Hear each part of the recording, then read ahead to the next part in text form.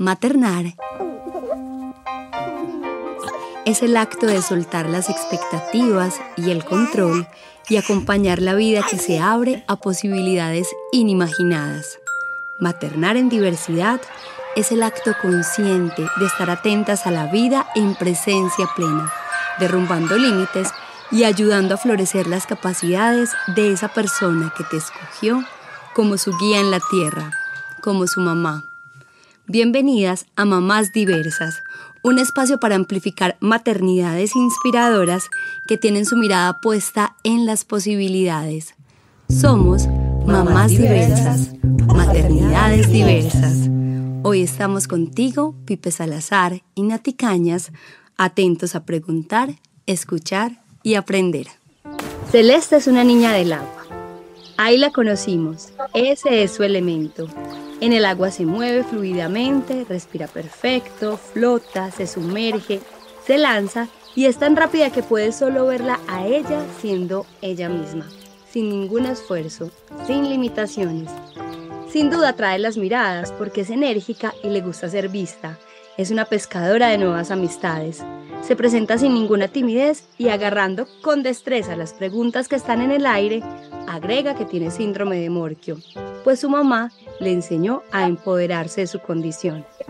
Cuando sea grande va a ser nadadora profesional en la Liga de Paranatación de Risaralda, donde ya entrena con una beca que se ganó gracias a sus aptitudes. Ella no tiene freno y Jennifer, su mamá, le ha demostrado que juntas son imparables. Hoy escuchamos atentamente a Jennifer, esta mamá con una fuerza interior contagiosa, una capacidad de confiar que llena de esperanza a quien se le acerca y una tesa para hacer respetar sus derechos y los de su hija.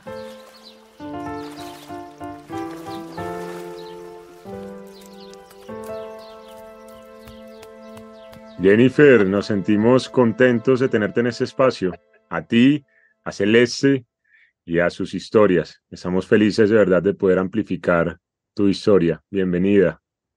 Muchas gracias. Cuéntanos un poquito sobre tu proceso de gestación. ¿Qué les cuento? A ver, hasta los 3 meses pues fue un buen embarazo normal, ¿cierto? Normal entre comillas, pues lo que uno se llama, porque cuando uno es mamá primeriza, pues a uno le parece como que todo aterrado, ¿cierto? Después de los 3 meses a mí me dio diabetes y preeclampsia gestacional, donde pues ya los médicos me monitoreaban más la presión, que el azúcar, todos los controles ya eran más seguidos. Y se llegó un momento en que yo no sentía casi a Celeste. El doctor me dijo que tocaba esperar unos necesitos después, por ahí del quinto, sexto mes, que el bebé ya se empezara a mover más y todo eso. Pues Celeste nunca manifestó eso. Eso era una gran preocupación para el ginecólogo, donde pues le hacían monitoreos periódicamente, pero se veía que su presión era bajita, pues por eso eran los pocos los movimientos. El doctor decía que eso era normal, pero pues si pasaban 2, 3 días y yo no sentía cero, pues tenía que ir a la clínica a monitoreo por 24 horas. Eso fue más que todo como el proceso, todo el embarazo de Celeste, pues nunca cambió de posición, siempre fue sentada. Era una niña muy pasiva. Y a las 36 semanas el doctor dijo, ya no podemos más, ya toca sacarla por cesárea, porque yo ya estaba muy hinchada, ya mi presión no me daba más, o podía correr el riesgo de que me dieran derrame cerebral por la presión, y la diabetes estaba muy mal también. Entonces el médico dijo, no, para que la niña no sufra y la mamá tampoco sufra, vamos a hacerle cesárea, donde se planeó un 19 de julio, donde yo llegué a la clínica perfectamente a las 2 de la tarde, pues el médico no había dejado ninguna nota por escrito. Pues ahí yo perdí toda la noción del tiempo, no recuerdo bien qué fue lo que pasó. Lo único que sé es que nació a las 6:28 de la tarde, donde me la entregan, y pues yo veo una niña hermosa, maravillosa, y pues todo normal como hasta ahí. No tuvo ninguna complicación. Al otro día, pues mi presión seguía subiendo. El médico viene y me dice que le van a hacer el estudio para saber el tipo de sangre de Celeste. como el tipo de sangre de Celeste es compleja, que es AB negativo, entonces dijeron que no se podía aplicar la vacuna que siempre se le aplican a los bebés al nacer, entonces que le iban a dar otro tipo de medicamentos. Bueno, eso se transcurrió así. Celeste en ese momento no succionó, no tomaba tetero, no se pegaba la pucheca. Entonces el médico dijo, no, esa mamá, pues es una mamá primeriza, váyase para la casa, ya le intenta. Yo le dije, pues bueno, empieza su desarrollo normal, Celeste sigue sin succionar muy bien tetero, nosotros dándole con un gotero. Así pasaron casi 5 meses, nosotros a punta de gotero, donde yo la llevaba al pediatra y el pediatra me decía, no, mamá, toca insistir, toca esto. Pues bueno, yo lo veía como normal. A los 6 meses ya pasó el suceso de que Celeste convulsiona. Bueno, entonces cuéntanos cómo se enteraron del diagnóstico. Yo creo que viene a partir de ese momento que empiezan a darse cuenta de lo que tiene Celeste. Cuéntanos un poquitico de esa parte. Bueno, a los 6 meses Celeste convulsiona, yo no sabía, tenía el desconocimiento que era una convulsión, entonces yo veía que mi hija volteaba los ojos, se meneaba y pues yo que simplemente me la corrí para la clínica, los médicos dijeron, mamá, su niña está convulsionando, toca darle algunos medicamentos. Cuando cumplió el año, volvió, le dio otra crisis de convulsión, ya la convulsión fue más fuerte, las infecciones respiratorias fueron más agresivas, donde ya varios especialistas empezaron como a hacer la alerta, entonces, pero ninguno llegaba a nada concreto. Pero yo sentía como mamá, yo decía, a mi hija le está pasando algo. Lo que me dijeron los médicos fue que su hija tiene un asma severa relacionado a unas infecciones respiratorias por causa de algo que le sucedió en el cerebro, que no llega suficiente oxígeno. Entonces, pero nada me dan en concreto, eran como ideas hacia a la deriva, pero yo sentía que mi hija tenía algo. Cuando se llegaron casi se les iba a costar 15 meses, le dio una crisis, que fue la crisis más severa que tuvo, donde entró a cuidados intensivos y pasado 3 días mi hija era hinchada, parecía un mosquito y se vinieron 3 médicos. Yo decía, ¿qué es esto? Como que yo sentía como el batallón, como que me van a decir algo. Cuando los 3 médicos me dijo, mamá, vea, yo le voy a ser sincera, como médicos y como humanos, nosotros ya hicimos todo por su hija. No sabemos por qué Celeste no está respondiendo a todos los medicamentos que le hemos dado. La niña cada día se está deteriorando más, sus pulmones están llenando más de líquidos, el cerebro ya no le está funcionando el 100%, sino como el 60%. La verdad, a mí se me vino un mundo encima porque me dijeron, mejor dicho, de esta noche su hijo no pasa. Y ahí yo empecé como con un confrontamiento, entonces yo empecé a decir, bueno, Dios, ¿usted para qué me dio mi hija? Sí, mire, en estas consecuencias, no. Y yo todo médico que llegaba, entonces yo, doctor, dígame qué tiene mi hijo, y nadie me daba nada. Una noche, que fue la noche más crítica porque yo estaba en neonatos y Celeste, me acuerdo tanto que Celeste estaba en el cubículo número 7 y empezaron a morir niños desde el 2, 3 cada noche, 2, 3, 4, llegó hasta el 5. Yo dije, Dios mío, pasado mañana le toca a mi hija. O sea, yo lo vi así. Y yo decía, Dios, si tú existes, por favor, revélame, si tú existes, por favor, manda un ángel, por favor, porque yo sé que mi hija tiene algo más, yo sé que no es solamente algo neurológico, yo sé que no es solamente algo como un espasmo, yo sabía que era algo, pero yo no sabía qué era. Al otro día, la doctora, una genetista, fue a ver un niño que estaba en el cubículo 9, pero tenía que pasar por el cubículo 7. La doctora se pasó al cubículo 9, pero se devolvió. Entonces miró a mi niña y me dijo, mamá, ¿qué tiene la niña? Yo le dije, no, tiene un asma severa relacionado con unas convulsiones que ella viene como llorando en los 6 meses. Ella me dijo, ¿la puedo tocar? Y yo le dije, sí, doctora, la revisó, le hizo un examen exhaustivo. Cuando me dice, mamá, ¿y ya le han dado algún diagnóstico? Y yo, no, pues concreto, nada. Me dicen hacia me dijo, mamá, yo como médico no le puedo dar la certeza, pero le voy a dar el 90% de que su hija tiene un diagnóstico y se llama síndrome de Morquio. Pero no me quiero adelantar, quiero pedirle unas pruebas.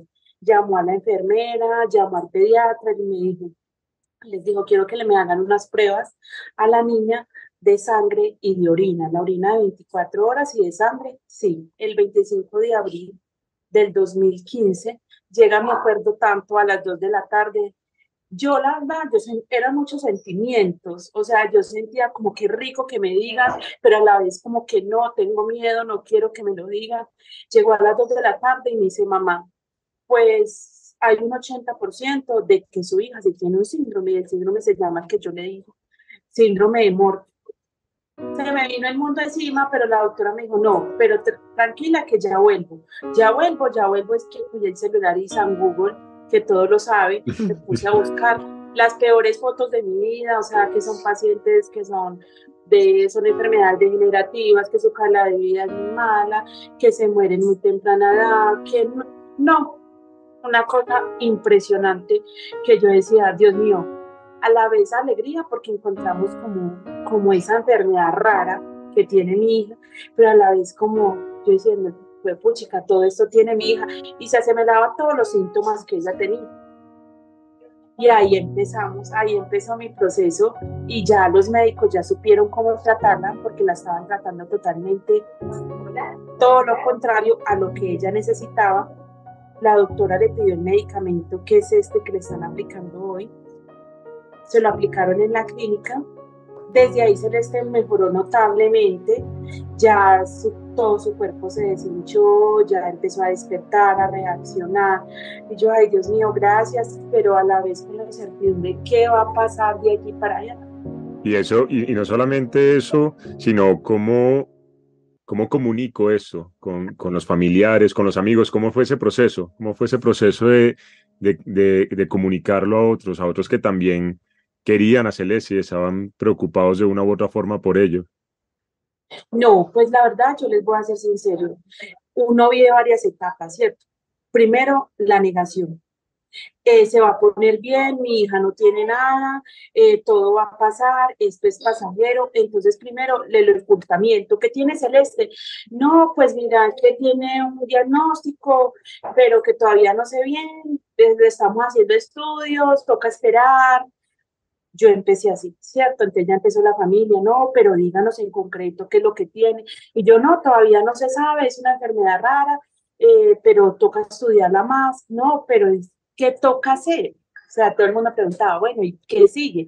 No, pero yo la negación. No, mi hija se va a poner bien, ella no tiene nada, yo la veo sana, ya se mejoró, ya salió de la clínica. No, ella está bien. Así empezó. Pero ya después viene, claro, el desafío de que, bueno, ella está bien, pero ¿qué me toca hacer a mí como mamá? Entonces ya pasa una etapa, porque a mí, al juzgamiento. Entonces, ¿por qué me está pasando esto a mí? Yo no he hecho nada, ¿qué hice de malo en la otra vida o en esta vida? Pero ¿por qué a mí me tocan estas cosas? Ya se victimiza uno.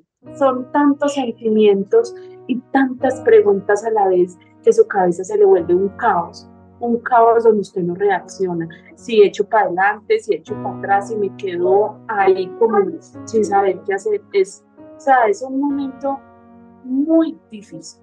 No le digo que es fácil, es demasiado difícil.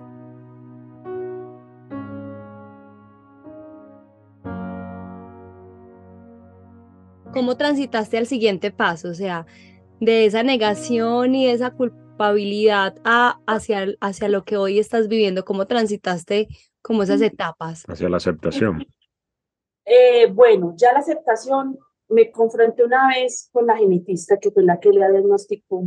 Una vez le hice una pregunta a la genetista, le dije, doctora, ella me dijo, mamá, toca empezar con sus terapias, ella necesita terapias, ella necesita que la vean varios médicos, ella necesita un equipo interdisciplinario. Y yo le dije, doctora, en medio de mi ignorancia, yo le dije, doctora, más o menos, ¿usted cree que cuánto dura todo este proceso? Y me dijo, pues mamá, cuando a Celeste hasta cuando Celeste se le quite el síndrome. Ese fue como mi aterrizaje. Tremenda aterrizada. O sea, yo estaba en la nube y ella me puso los pies sobre la tierra. Ese fue como mi aceptación. Yo dije, o acepto a mi hija con su diagnóstico, o la verdad, o tengo una niña en un retroceso o en un avance, pero estancada no me puedo quedar. Claro. Entonces ya, ahí aterricé y acepté de que mi hija tenía un síndrome que tenía que investigarlo, que tenía que empoderarme de él, conocerlo bien primero yo, para poder transmitírselo a los que estaban alrededor de ella y a ella misma. Empezar desde su edad de 2 años a decirle, tú no eres diferente, pero tú tienes unas capacidades diferentes a otras personas, pero diferente no eres ahora. Te deben de tratar tal y como eres, e igual a todas las personas. Eso lo he inculcado a mi hija desde la edad de 2 años.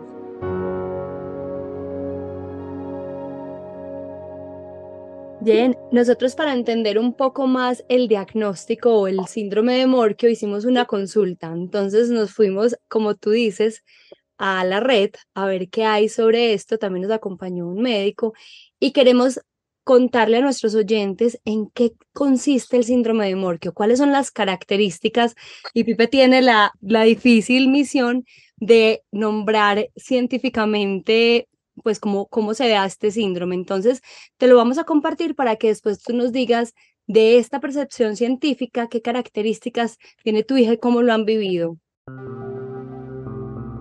El síndrome de Morquio o mucopolisacaridosis o MPS tipo 4 es un trastorno hereditario que se presenta en 1 de cada 300.000 personas.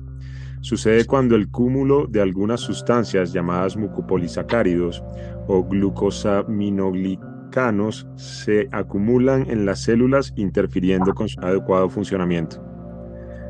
Los mucopolisacáridos son una cadena larga de moléculas de azúcar utilizados para la formación de los huesos, cartílagos, piel, tendones y muchos otros tejidos del cuerpo. Todos los tejidos tienen en algún grado algo de esta sustancia como parte normal de su estructura. El nombre Morquio viene del pediatra Luis Morquio, de Montevideo, Uruguay, quien en 1929 describió una familia con 4 niños con la misma condición. El síndrome Morquio se caracteriza por estatura corta, enfermedad severa en los huesos y problemas del corazón. La deficiencia en 2 enzimas puede causar MPS tipo 4, cada una de las cuales genera un espectro diferente de severidad. Las niñas y niños afectados con este síndrome usualmente crecen de manera normal hasta su primer año de vida. A los 18 meses de edad aproximadamente, su crecimiento comienza a retrasarse. Algunas personas paran de crecer totalmente cerca de los 8 años de edad. La altura máxima es más o menos entre 90 centímetros y 1,20 m. Otras personas con Morquio continúan creciendo hasta su adolescencia y pueden alcanzar el 1,5 m de altura. El tronco del cuerpo es relativamente más corto que las extremidades. El esternón continúa creciendo normalmente, pero debido a que está pegado a la espina, es forzado a doblarse hacia afuera en una curvatura. El pecho es con forma de campana y las costillas que están fijas en una posición horizontal causan cierta restricción para respirar eficientemente. Los músculos son débiles y el hígado y el vaso están agrandados. Los huesos de la espina dorsal normalmente están alineados con el cuello y los glúteos.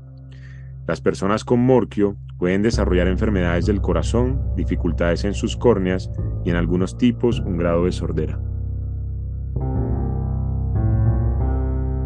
Bueno, ahora sí, Jen, cuéntanos de estas características, cuáles has vivido en Celes, cómo ha vivido Celes, este diagnóstico. Pues lo que investigaron y lo que apoyó el médico estaba muy asertivo. Es totalmente, cuando se habla del pecho de una campana, se dice pectus scarinatum, ¿cierto? Sí. Que es el pecho en hinquilla. Ese lo tiene Celeste, su pronunciación. Yo creo que Nati, que la conoce, ya lo ha visto. Ella ha sufrido mucho en el colegio por eso, pero le hemos dado las herramientas de que uno no se puede acomplejar por eso, porque entonces todos nos acomplejaríamos por ser unos más altos, otros más gordos, otros más delgados. Entonces en estos días, a raíz de ese pecho, la profesora me llamó, me dijo, mamá, estoy asombrada con Celeste porque hubo una niña en el grado transición que todavía no la conocen muy bien en el colegio porque son niños que apenas están empezando. Le vivía muy extrañada por el pecho de Celeste, acá nada la tocaba. Entonces la niña se le acercó y le dijo, Celeste, yo quisiera preguntarte tú por qué tienes ese pecho así tan salido. Él le dijo, así como tú tienes los ojos verdes. ¿Por qué tú tienes los ojos verdes? Ah, porque es que así, eso es genética y así me hizo Dios a mí también. Wow.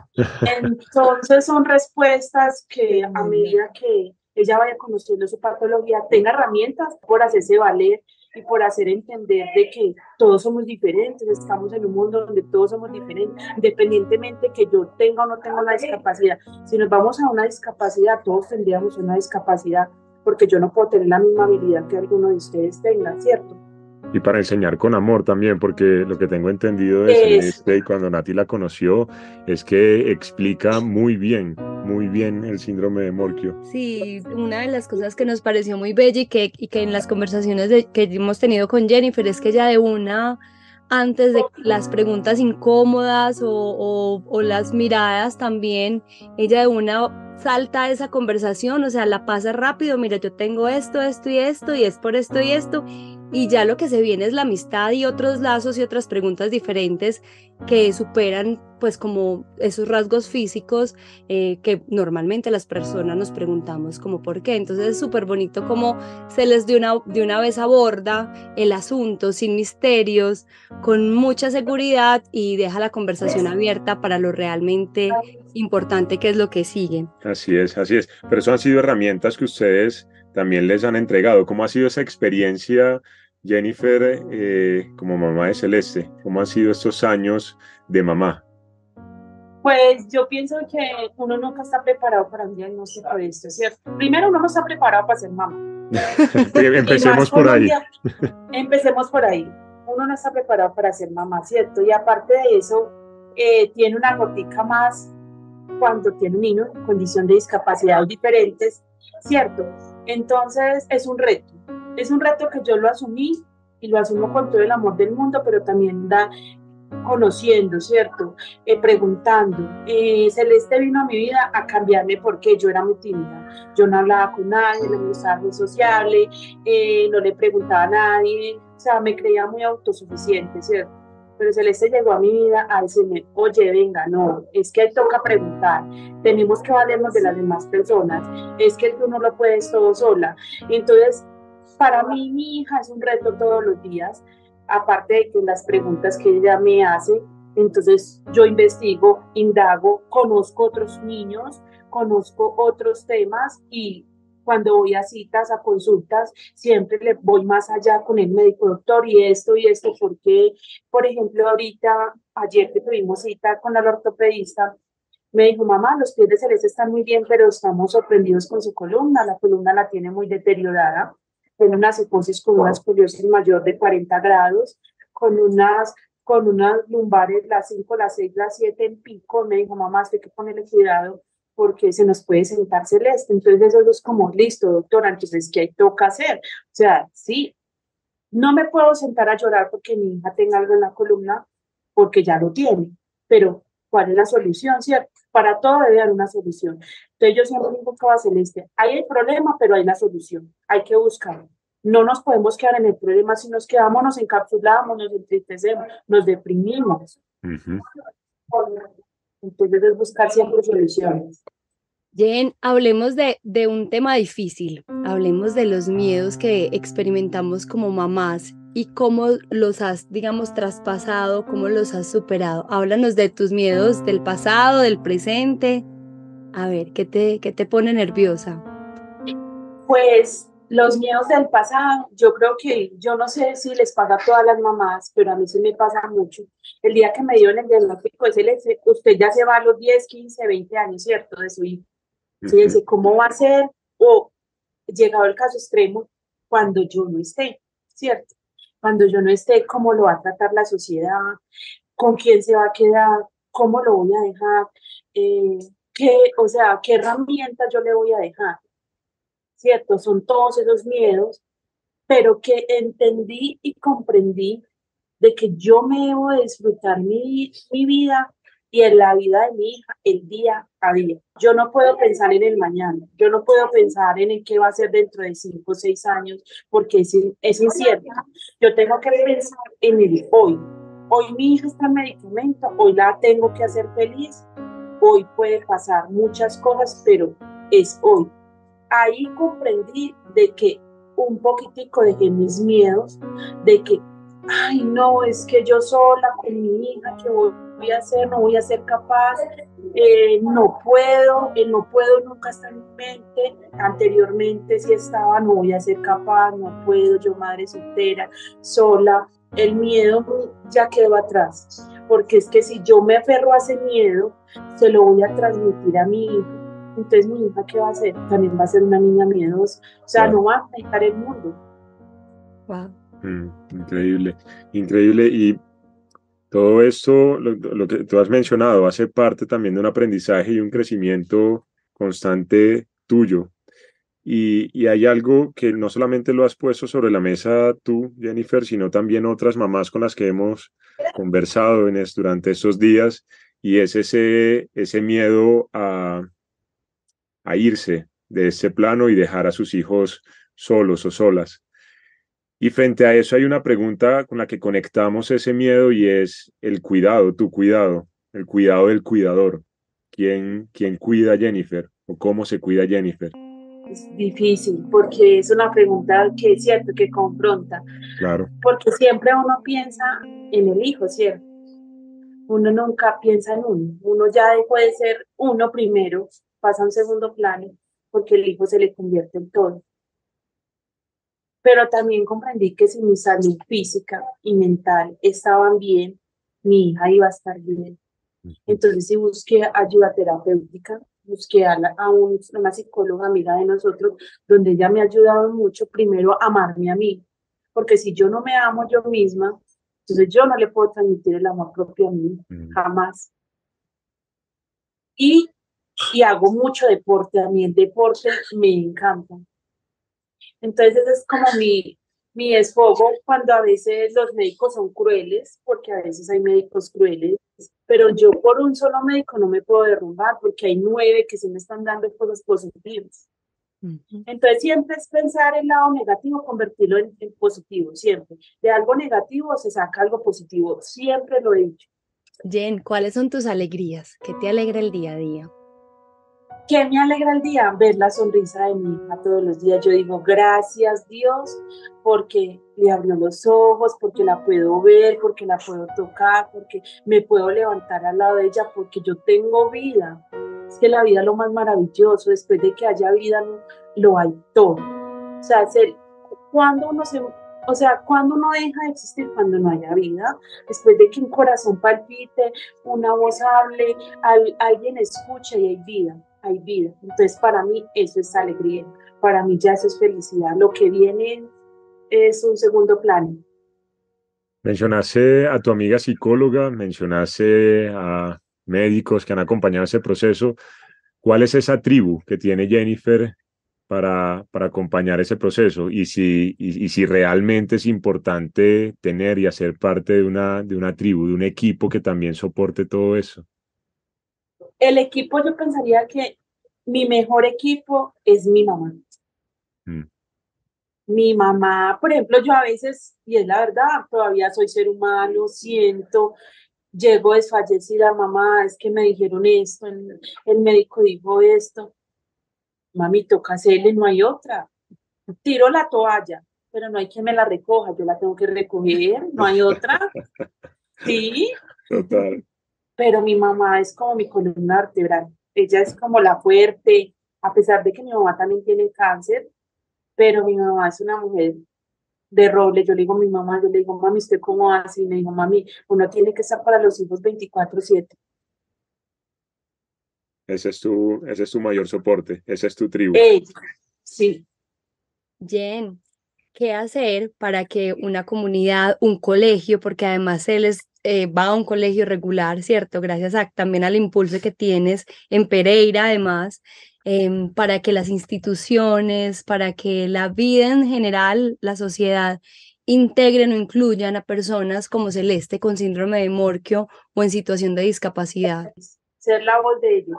Cuando yo fui a pedir el cupo para Celeste en el colegio, pues les hablé acerca de su diagnóstico, les llevé su historia clínica. Lo primero que ellos me dijeron fue, no mamá, acá no se puede recibir. Tenemos inclusión, pero no se puede recibir. Y mi hija cuando vio ese colegio, ella dijo, yo quiero entrar a ese colegio. Para mí fue un reto, yo dije, no, Es que para mí el primer no es un no definitivo. Yo se lo he dicho toda la vida, Celeste. Si te pueden decir una vez no, pero la segunda vez ya lo dudan, la tercera ya le dan la certeza de que sí. Yo dije, no, pues entonces empecé a indagar.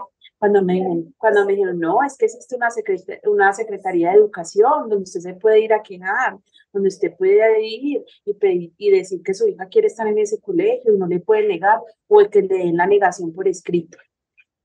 Pues me fui a Secretaría de Educación. Yo llegué allá, yo le dije, venga, a la secretaria, yo le dije, venga, quiero entrar a mi hija en este colegio, me le negaron el cupo por su discapacidad, que porque ellos sí tienen inclusión, pero que no tienen las adecuaciones, que todo esto. Dijo, mamá, hágame una cartica y envíenme. Le hice la carta, a los 8 días me estaban contestando del colegio, mamá, venga, que queremos conocer a su hija y está aceptado el cupo. Entonces yo siempre digo, o sea, usted no se puede quedar con el primer no. Usted tiene que insistir y persistir. Y si es por su hijo, mucho más. Wow, tremenda fuerza la que tiene. Impresionante. Y el colegio entendió y la aceptó tal y como es. Y le hicieron todas las adecuaciones, más que todo, Celeste tiene adecuaciones físicas. Y al final eso que haces y que hiciste con Celeste y su institución educativa, no solamente le abre las puertas a otros niños y niñas que vienen detrás de Celeste, sino también se convierte la institución educativa en un ejemplo de que se necesita es simplemente hacer una muy buena gestión desde el rector y su equipo directivo para poder incidir realmente y hacer que las cosas pasen en las instituciones educativas. Entonces es un muy buen ejemplo y te felicitamos por eso. Y aprovechamos para agradecer tu valentía, para agradecer por estar aquí, por brindarnos y darnos la oportunidad de conocer tu historia y la historia de Celeste. Jen, gracias en serio por aceptar esta invitación, por hacer todo lo que hiciste para lograr este espacio, para ser parte de este combo de mamás diversas que tienen tantas cosas para contarle al mundo, no solamente a otras mamás de personas en situación de discapacidad, sino en general a la comunidad. De verdad eres inspiración, le mandamos un abrazo, un besito a Celeste, esperamos verla pronto nuevamente y ella te va a enviar un mensajito a ti también, así que aquí te lo dejamos. Un abrazo bien grande, que estés muy bien. Muchas gracias. Hola, para mí mi mamá es valiente, hermosa, asimila bien las cosas, mi ejemplo a seguir. Es mi todo y lo que ella se propone, las dos juntas, eso lo logramos las dos. Y sé que ella y yo vamos a estar chicas juntas por siempre.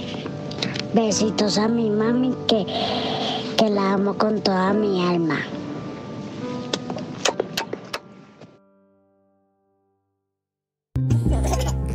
Mamás Diversas es una producción de Tintea, nuestra empresa Quesana. Esta primera temporada es posible gracias a un estímulo otorgado por el Ministerio de las Culturas, las Artes y los Saberes de Colombia en la categoría Creación Sonora Digital de Podcast. Edio Rego de Música Visual hizo magia con la ambientación y mezcla. Las formas y colores del diseño las creó Mónica Mejía. La coordinación y los detalles estuvieron a cargo de Natalia Villa Díez. La investigación juiciosa la realizó Ana Raquel Arango y la revisión médica estuvo a cargo del doctor especialista en medicina materno-fetal José Raúl Lambertino. La dirección la realizó con el corazón Natalie Cañas Villa y yo soy Luis Felipe Salazar, constructor de puentes y curioso activo. Gracias por escucharnos. Comparte este episodio con todas las mamás, familias y personas que sientas que lo necesitan. Compartir es amplificar la voz de esas mujeres que son ejemplo e inspiración. Síguenos en nuestras redes sociales y continuemos esta y otras conversaciones en Instagram, TikTok, YouTube, LinkedIn como tintea.art.